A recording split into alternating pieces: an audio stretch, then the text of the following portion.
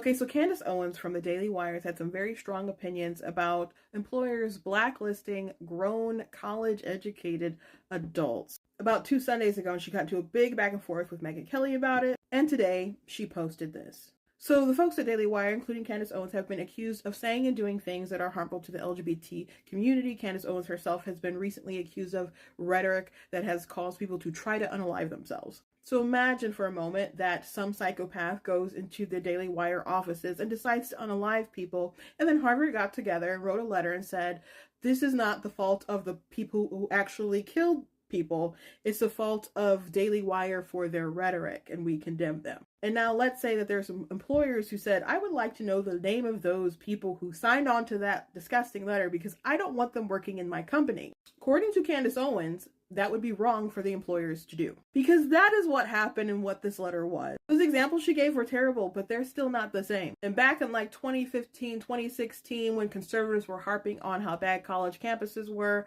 a lot of people in the media were just like, oh, the conservatives are railing, and people just had this assumption that people would grow out of it. But they didn't grow out of it. They just got jobs, and now they're the crazy activists employed in these particular places. So at some point in time, someone has to say, you know what, I've had enough. So if these employers are saying I've had enough, then good on them. Now, I support repentance and forgiveness and redemption, but that is on the employers to decide whether they want to look past that stuff that these folks did.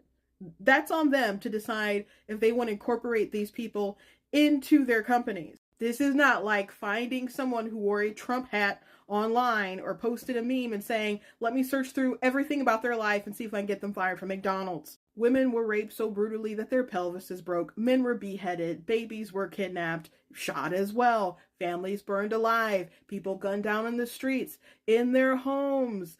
People chopped off their fingers and toes, tied families together while they burned them alive. So many terrible things happened.